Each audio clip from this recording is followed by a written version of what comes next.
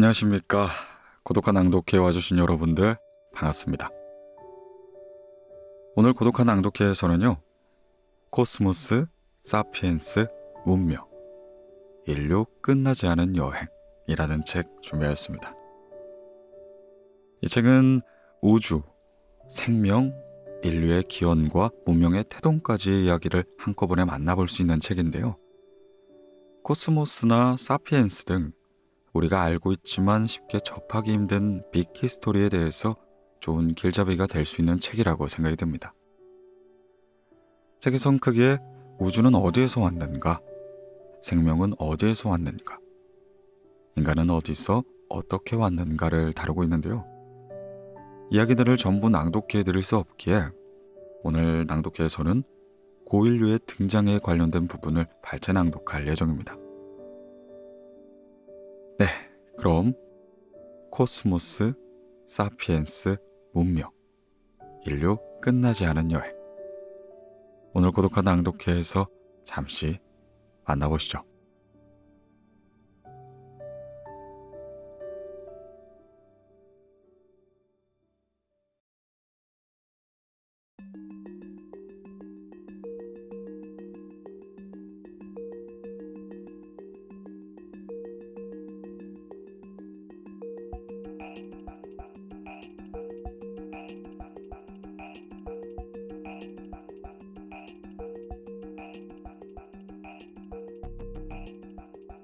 지구상에서 오랜 세월 빙하기와 간빙기가 교차되는 중에 인류는 점차 진화의 경로를 거치며 나타나기 시작합니다.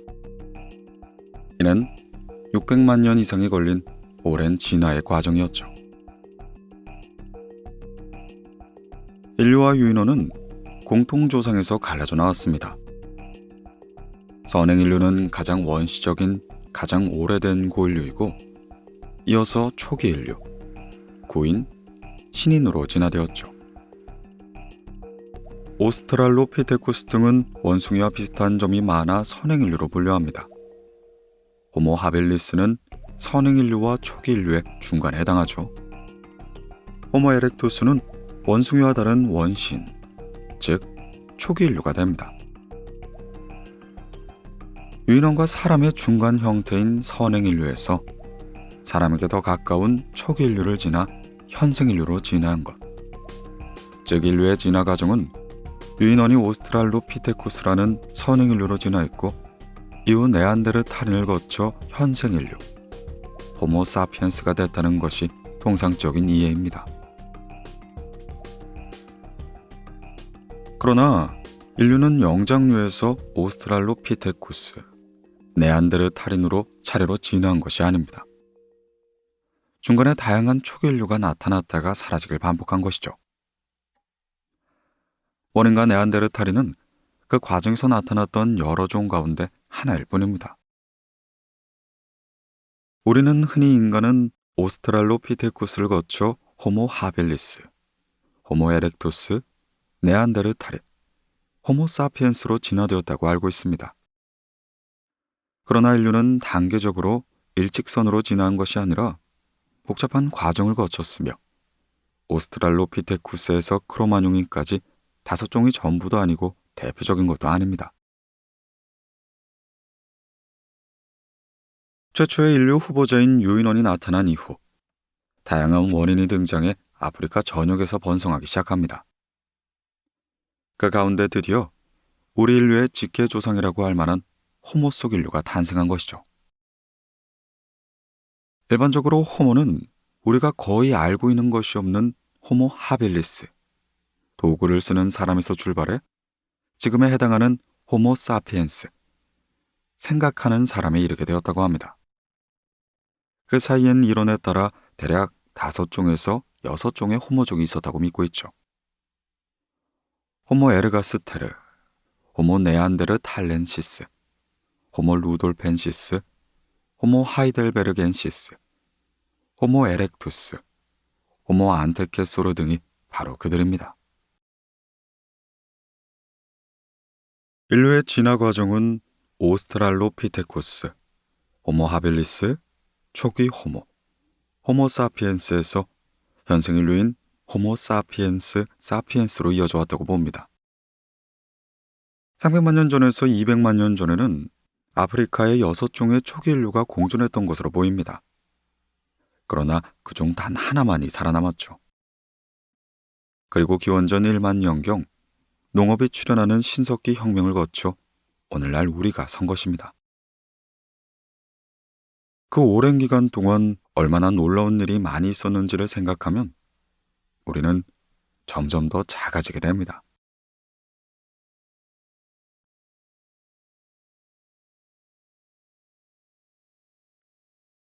직립보행, 인간으로 가는 길. 20세기 초까지만 해도 인간으로의 진화가 시작된 것은 큰 뇌 때문이라고 보았습니다. 그러나 화석연대 측정 결과 큰 뇌보다는 직립보행이 먼저였다는 것이 밝혀졌죠.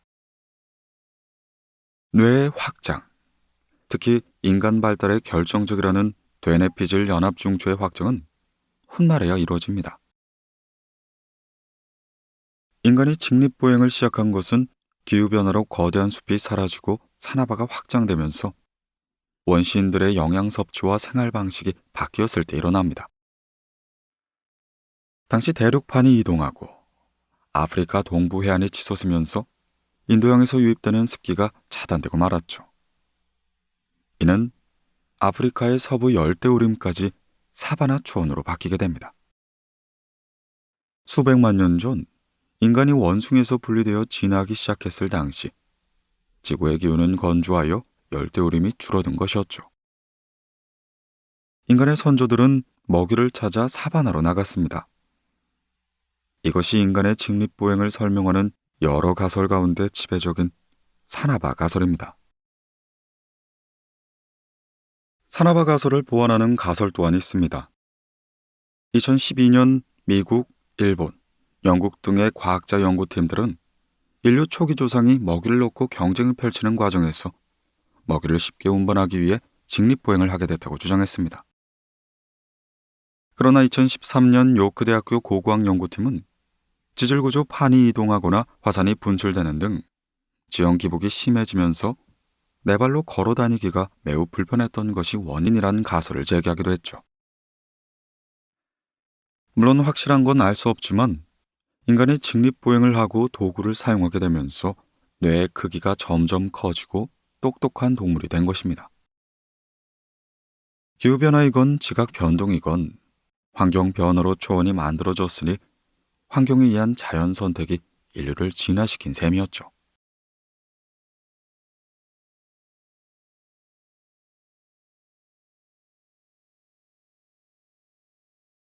인류를 낳은 빙하기.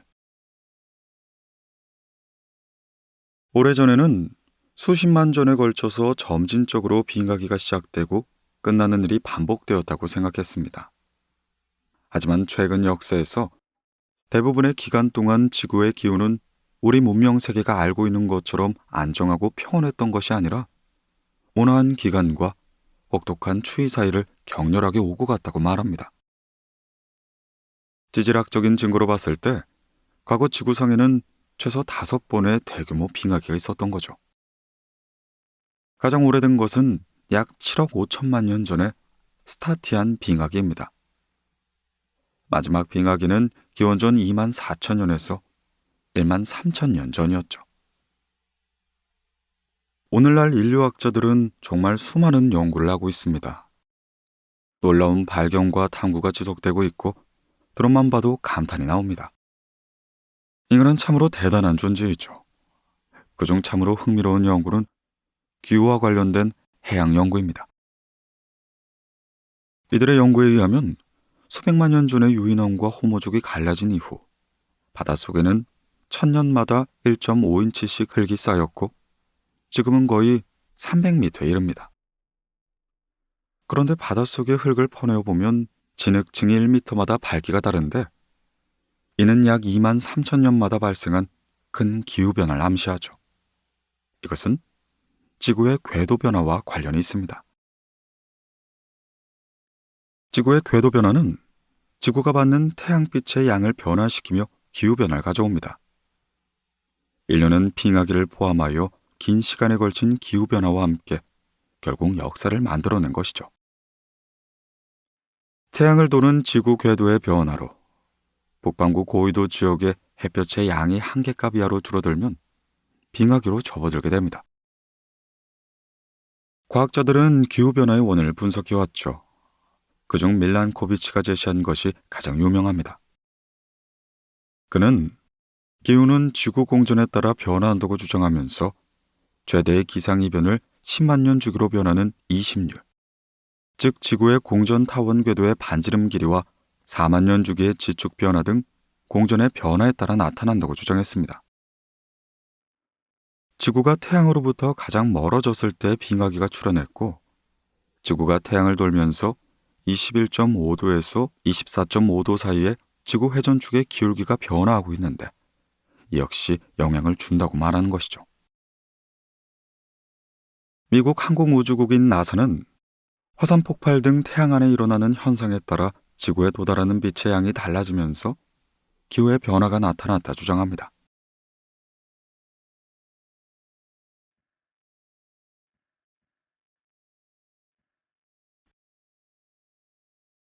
300만 년 전의 마지막 빙하기, 인류의 기원. 지구는 약 260만 년 전부터 커다란 빙하기에 접어들었습니다. 빙하기가 시작된 주된 원인으로 크게 두 가지가 유력한데요. 하나는 히말라야 산맥이 솟아오르면서 공기의 흐름을 차단해버린 것이고, 다른 하나는 파나마 지엽이 형성되면서 해로의 흐름을 막아버린 것입니다.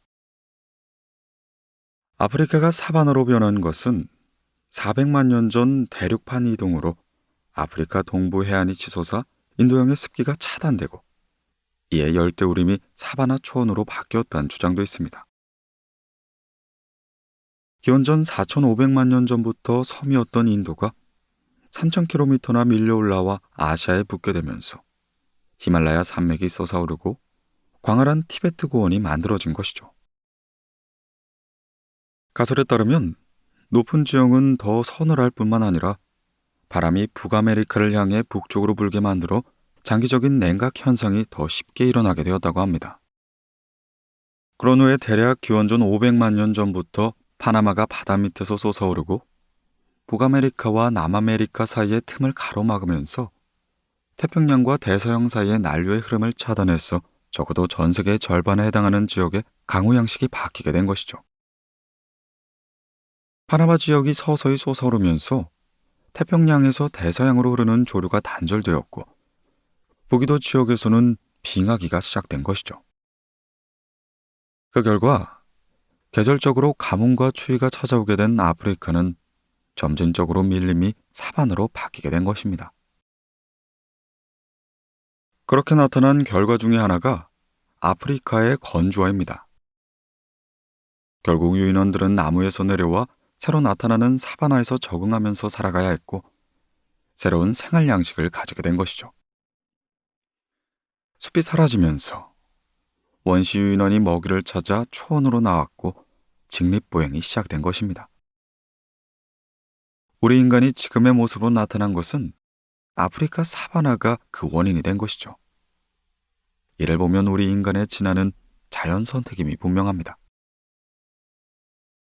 환경이 달랐다면 현재 우리는 다른 특징을 가진 종으로 진화했다거나 완전히 다른 종이거나, 그것도 아니라면 아예 나타나지 않을 수도 있다는 결론이 나옵니다.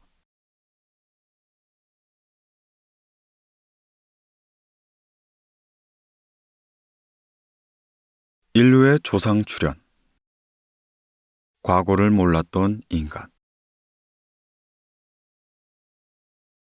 19세기 중엽이 되어서야 인간은 선사시대가 있었고 석기시대, 청동기시대, 철기시대가 존재했다는 걸 알았습니다.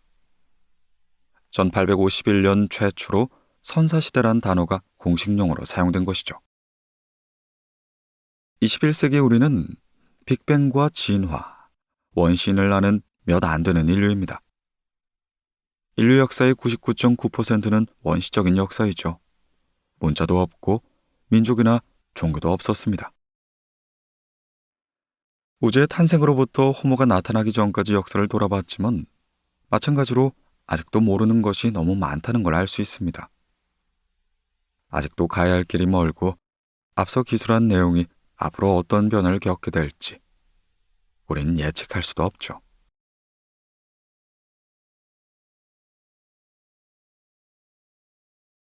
인간의 정의. 인간이란 무엇일까요? 인간의 정의가 무엇인지는 시대에 따라 끊임없이 변화해 왔습니다. 철학자 플라톤은 인간이란 털없이 두 발로 걷는 동물이라 주장했습니다. 이에 대해 디오게네스는 털을 뽑은 닭을 들고는 이것이 플라톤이 말한 사람이다 라고 외쳤다고 하죠. 동양의 고전 순자에서는 사람의 특징은 두 발과 털이 없는 것으로만 말할 수 없다.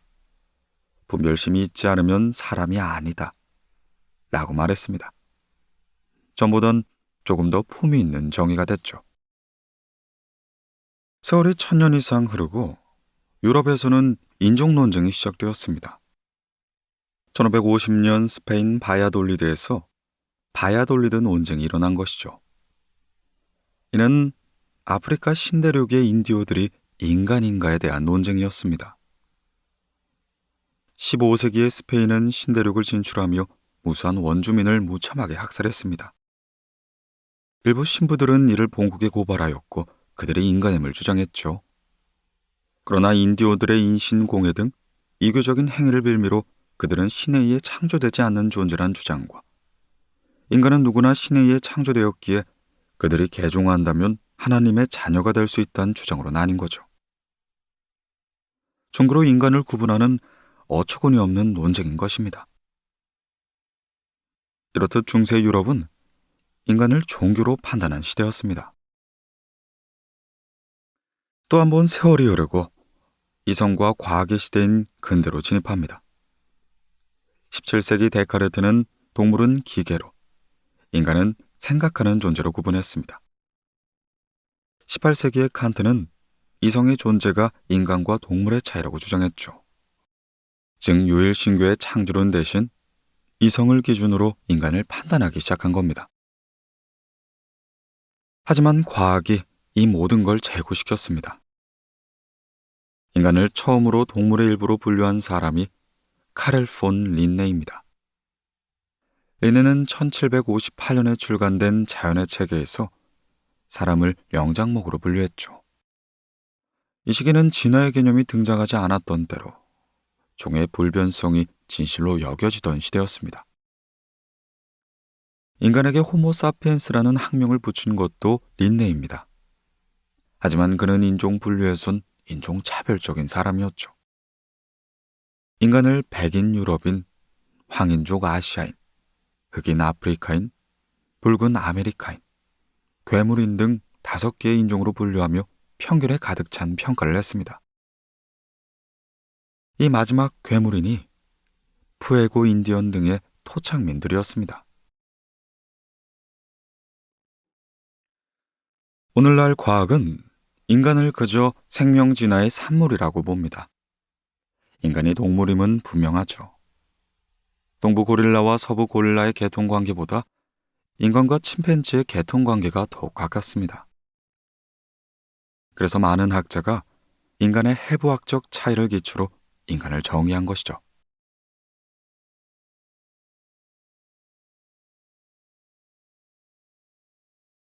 구석기 시대, 기원전 200만 전에서 기원전 1만 년 전. 이제 우리는 구석기라고 불리는 시대에 도착했습니다. 현생 인류의 직계 조상인 호모 하빌리스가 등장한 200만 년 전이죠. 그런데 200만 년 전에는 현생 인류는 없었습니다. 오스트랄로피테쿠스나 호모 하빌리스에 이어서 나타난 호모 에렉투스는 직립보행을 했지만 호모 사피엔스라 불리는 현생 인류와 어떤 관계가 있는지 거의 밝혀지지 않았죠. 구석기 시대가 시작하고 한동안은 호모 사피엔스의 시대가 아니었던 겁니다. 선사시대의 연구자들은 200만 년 전부터 마지막 빙하기의 끝 무렵인 12,000년 또는 1만 년 전까지를 단일 시대로 구분하여 구석기 시대라고 부릅니다. 이 구석기 시대가 빙하기와 간빙기가 교차하던 시기였죠. 구석기 시대는 다시 정기와 후기로 나뉩니다. 정기는 전체 구석기 시대의 99%를 차지하고 기원전 3만 년경에 후기 구석기 시대가 시작된 것이었죠. 보통 구석기 시대에는 호모 에렉투스가 주체인 정기 아슐리안 문화, 네안데르탈인이 주체인 무스테리안 문화, 호모 사피엔스가 주축을 이룬 후기 문화로 구분합니다. 크로마뇽인은 호모 사피엔스로 1879년 프랑스 크로마뇽 지방의 동굴에서 발견된 것이죠. 약 5만 년 전부터 후기 구석기 시대까지 호모 에렉투스와 네안데르탈인이 멸종했다면 우리 현생의 인류 역사는 후기 구석기 시대부터입니다. 후기 구석기의 시대는 식량 공급이 달리게 되면서 약 기원전 1만 년의 종말을 고했습니다.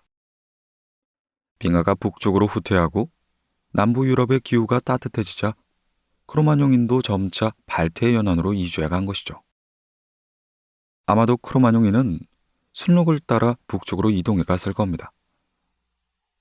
호모사피엔스는 지구상에 존재한 시간의 90%가량을 수렵 채취인으로 생활했습니다.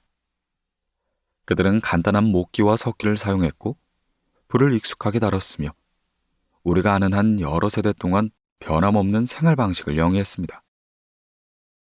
이 시기는 역사의 급류에 휩쓸리기 전으로 당시의 문화적 진화는 생물학적 진화의 리듬에 따라 더디게 진행되었을 겁니다.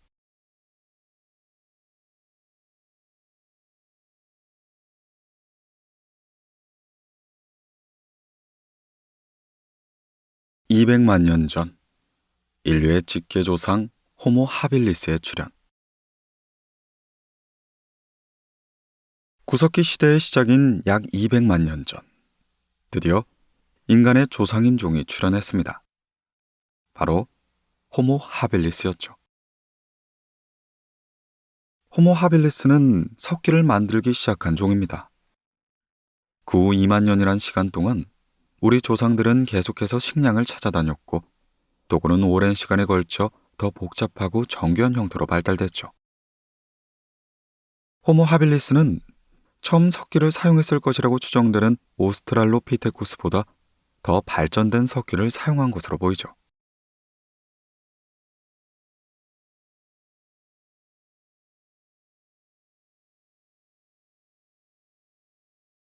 호모 하빌리스는 누구인가? 인류 진화에서 뇌의 용량은 오스트랄로피테쿠스가 380에서 450cc, 호모 하빌리스가 700cc, 호모 에릭투스가 1000cc, 호모 사피엔스가 1500cc로 점차 커져왔습니다. 인류의 뇌가 커지기 시작한 것이 약 200만 년 전 호모 하빌리스 이후부터이죠.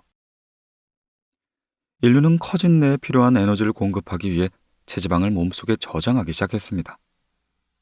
지방은 탄수화물이나 단백질보다 2배 이상 높은 에너지를 내는데 뇌는 골격근에 비해 15배 이상 많은 에너지를 소비했던 거죠.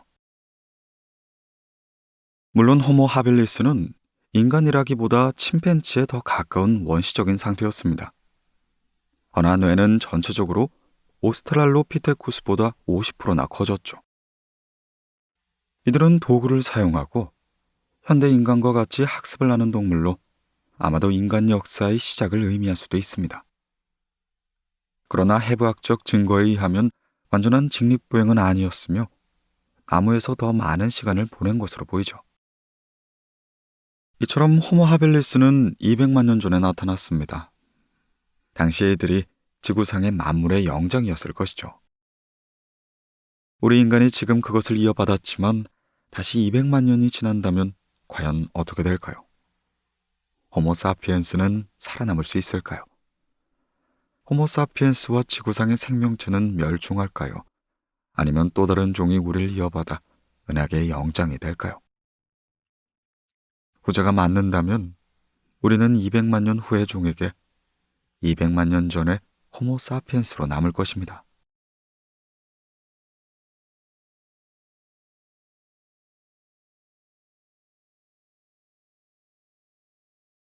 180만 년 전에서 120만 전의 호모 에르가스테르. 호모 에르가스테르는 아프리카에서 생존한 고인류입니다.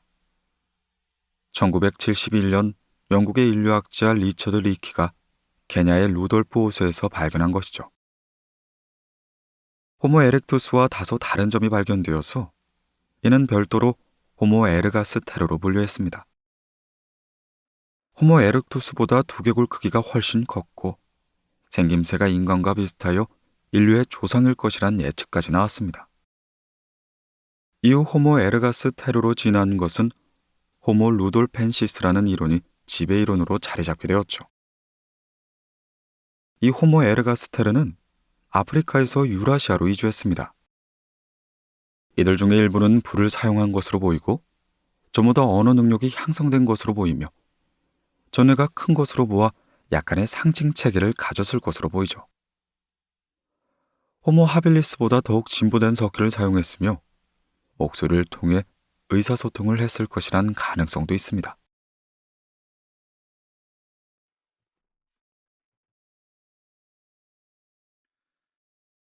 약 170만 년 전 호모 에렉투스의 등장. 160만 년 전부터는 빙하의 시대였습니다. 기온은 오늘날보다 10도에서 15도가량 낮았죠. 단단한 지면 역시 3분의 1 정도가 빙하로 덮여 있었습니다. 200만 년 내지 150만 년 전, 호모 에렉투스와 호모 에르가스테르가 나타났습니다. 다행스럽게도 한 종이 살아남았죠. 도구를 사용하던 그들은 난데없는 곳에서 출현해서 그 정체가 확실하지도 않고 논란이 되고 있는 호모 하빌리스와 함께 살았습니다. 호모 에렉투스는 약 180만 년 전에서 대략 2만 년 전까지 살았습니다. 이 호모 에렉투스는 경계선의 역할을 하는데 그 이전에 존재했던 모든 종은 유인원과 같은 특성을 가졌고 그 이후에 출현했던 모든 종은 인간과 같은 특성을 가졌죠. 호모 에렉투스는 처음으로 사냥을 했고 처음으로 불을 사용했고 처음으로 복잡한 독을 만들었습니다. 게다가 처음으로 집단 생활의 흔적을 남겼고 처음으로 늙고 병든 동료를 돌봐주었습니다. 그 이전까지 살았던 초기 인류와 비교해 볼 때 호모 에렉투스의 모습이나 행동은 지극히 인간적이었습니다. 발다리가 길고 말랐지만 아주 강했고 엄청나게 넓은 지역에 성공적으로 살 수 있는 욕구와 능력 또한 가지고 있었죠. 호모 에렉투스는 다른 초기 인류들에게 두려울 정도로 강력하고 재빠르고 재능이 있는 것으로 보였을 것이 틀림없습니다. 그러나 이러한 긴 주장 또한 논란이 많고 반대도 많으며 확실치가 않죠. 확실한 사실 하나는 100만 년 전보다 훨씬 더 오래전의 어느 시기 비교적 현대 인류와 가까운 직림 원인이 아프리카를 떠나 용감하게 지구 전체로 퍼져나갔다는 것입니다. 모두가 합의할 수 있는 게 바로 이것뿐이죠.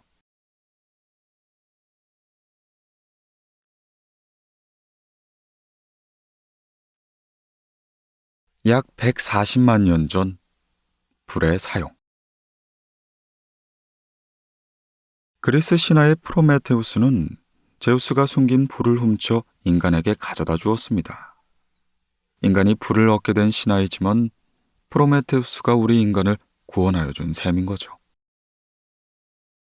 인간은 불을 사용하면서 지능이 발전하고 문명의 꽃을 피우게 됩니다. 인류가 불을 처음 사용한 시기는 142만 년 전으로 거슬러 갑니다. 호모 에렉투스가 최초로 불을 다룬 인류의 조상인 셈이죠. 익힌 음식을 먹으면 소화가 잘 되어 장이 작아지고 허리가 잘록해지며 에너지를 덜 쓰게 되자 그로써 남은 에너지가 뇌에 전달되고 뇌가 발달할 수 있게 된 겁니다. 초기 인류는 불을 이용해 자신을 보호했고 음식을 익혀 먹으며 뇌가 발달합니다. 뇌가 발달하자 더욱 효율적으로 태양 에너지를 사용할 수 있었죠.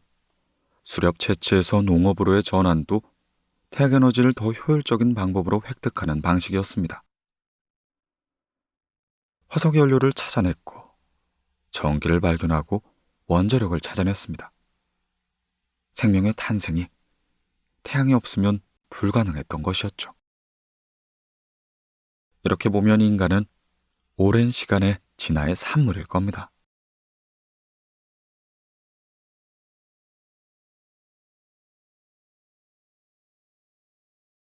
약 120만 년 전부터 80만 년 전, 호모 안테세소르. 호모 안테세소르는 약 120만 년에서 80만 년 전 사이 살았던 고인류로 스페인 북부에서 발견되었습니다. 뇌의 크기가 1000에서 1150cc로 현생 인류보다 약간 작죠.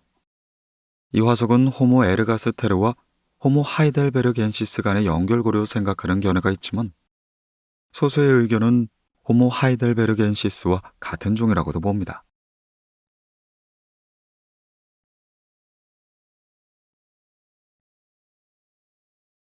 약 80만 년 전, 호모 하이델베르겐시스. 몇십억 년 전, 몇백만 년 전, 몇십만 년 전이란 단어를 계속 쓰다 보니 시간관념이 없어지고 피부에 와닿지 않습니다. 80만 전이라는 시간 또한 2000년이 400번이 지나야 하는 길고 긴 시간이니까요. 호모 하이델베르겐시스는 약 80만 년 전 사이에 살았던 고인류로 독일 하이델베르크 근교에서 발견된 뒤 하이델베르크의 이름을 따 붙인 이름입니다. 이들 평균 뇌용량은 1100cc에서 1400cc이며 이는 현대 인류의 뇌와 비슷하죠. 이들은 아프리카에서 출현하여 유럽과 아시아로 건너갔을 것이라 추정합니다. 이들은 호모 사피엔스와 호모 네안데르탈렌시스의 직접적인 조상으로 추정되지만 네안데르탈인의 무리라고도 추정되고 있습니다. 현생 인류와 네안데르탈인은 호모 하이델베르겐시스라는 공통조상에서 갈라져 나온 친척이죠. 아무튼 아프리카의 호모 하이델베르겐시스는 약 20만 년 전 현생 인류로 진화해 전 세계로 퍼져나간 것입니다.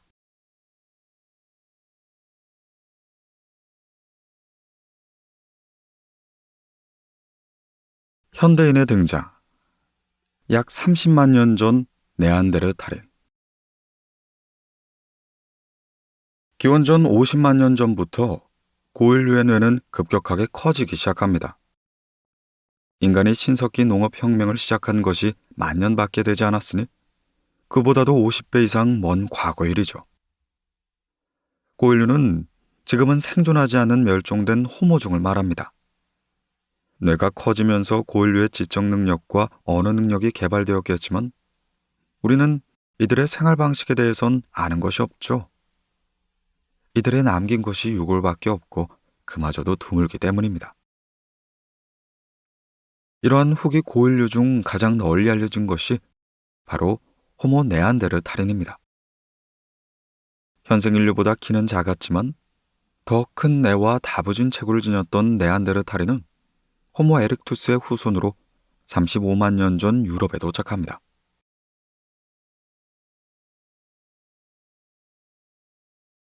네안데르탈인은 누구인가?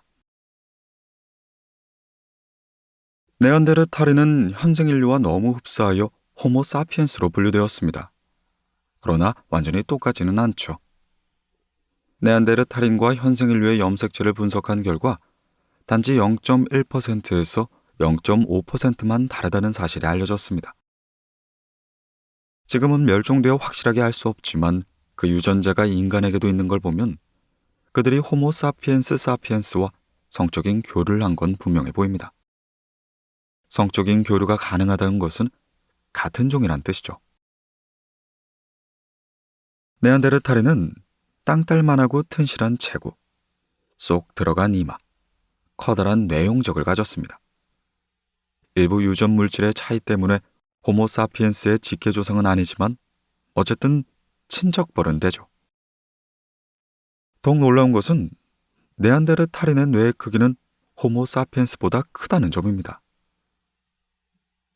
이러한 네안데르탈인의 심리적 지적 능력에 대해서 학자마다 견해가 분분합니다.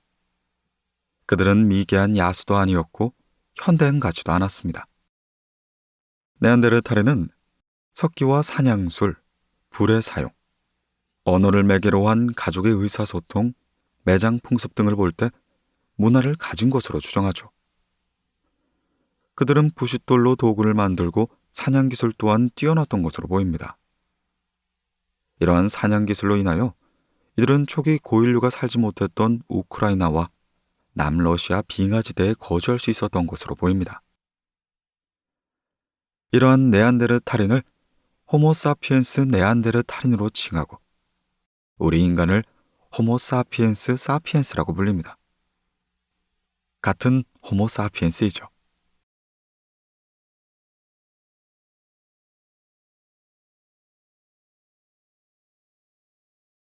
약 30만 년 전 네안데르탈인과 호모사피엔스 분리.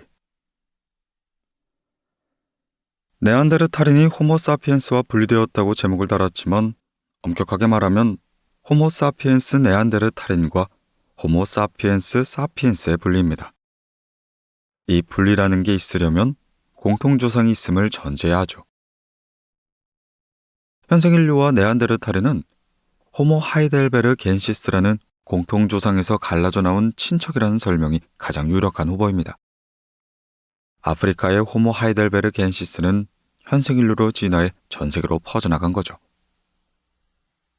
이렇듯 호모 하이델베르 겐시스에서 분화되어 나타난 네안데르탈인과 우리 인류는 기원전 70만에서 55만 년부터 분리되기 시작한 것으로 보입니다.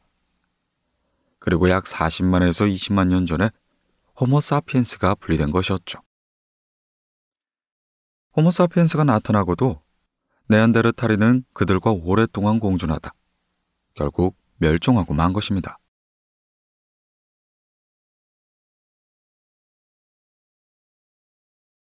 약 4에서 5만 년 전 호모사피엔스.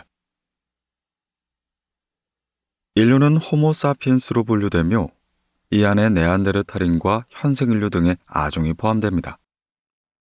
네안데르테리의 학명은 호모사피엔스 네안데르탈렌시스이며 현생인류의 학명은 호모사피엔스 사피엔스입니다. 호모사피엔스 사피엔스 내에선 아종이나 변종은 없죠. 우리 현생인류는 호모사피엔스 사피엔스로 불리며 호모사피엔스 이달투 등 호모사피엔스 아종 중에서 유일하게 살아남은 종입니다. 아종은 향후 더욱 분화되어 변종으로 분화될 중간종으로 아종 간에는 교배를 할 수 있고 형질이 대체로 비슷합니다. 변종은 기본적으로 한 종이지만 분명하게 차이가 있는, 주로 지역적인 개체군을 말하죠. 호모사피엔스 이달투는 기원전 15만 년경에 살았던 종으로 1997년 에티오피아에서 발견되었습니다. 이달투는 이 지역의 말로 조상이라는 뜻을 가지죠. 호모사피엔스 사피엔스와 그 이전 시기에 존재했던 호모사피엔스의 다른 아종들과의 관련성은 아직 명확하게 밝혀지지 않았습니다. 현생인류인 호모사피엔스 사피엔스는 호모사피엔스의 아종으로 기원전 약 4만 년에서 5만 년경에 출현하였습니다. 현생인류의 직접적인 조상인 호모사피엔스는 기원전 약 20만 년 전후에 처음 나타난 것으로 추정하죠. 호모사피엔스 사피엔스는 4만 년 전까지 유럽과 기타 지역에서 네안데르탈인을 몰아냈습니다. 호모사피엔스 사피엔스는 우리가 후기 구석기라고 부르는 문화의 주체입니다. 뇌의 크기는 초기 호모사피엔스와 큰 차이가 없거나 오히려 적었지만 창의력이 급격히 성장했죠. 정교한 석기를 만들고 벽화 같은 예술 작품을 만들었습니다. 기원전 약 3만 년부터 시작된 후기 구석기 시대의 대표적인 종족은 크로마뇽인입니다. 진화상 가장 가까운 혈연 관계인 아프리카 침팬치가 진화 과정 중에 3가지 아종으로 나눠진 반면 호모사피엔스는 상당히 통일적으로 하나의 종으로 진화했습니다. 피부 색깔의 차이는 햇빛 양과 관련이 있을 뿐이죠. 현재와 같은 약간의 인종적 차이가 언제 발생했는지 정확히 알 수 없지만 기원전 약 20만 년부터 오늘날의 유럽인, 아시아인, 아프리카인이 보여주는 미세한 물리적 차이가 나타나기 시작했죠. 이러한 차이는 지역적인 분리와 분리된 지역 안에서 성적 교류로 발생한 것입니다. 인간 역사를 통틀어 물리적인 진화는 아주 미세하며 역사 초기의 인간과 오늘날의 인간은 거의 차이가 없을 정도입니다. 아마도 인류가 서로 교류를 하지 않고 오랫동안 진화했다면 유럽인과 아시아인, 아프리카인은 다른 종이 되었을 겁니다. 네안데르탈인과 호모사피엔스처럼 말이죠. 하지만 우리 인류는 끝없는 이동과 문화적 진화를 통해 교류하기 시작합니다. 그리고 이젠 세계화와 더불어 한 종으로 통합되고 있죠.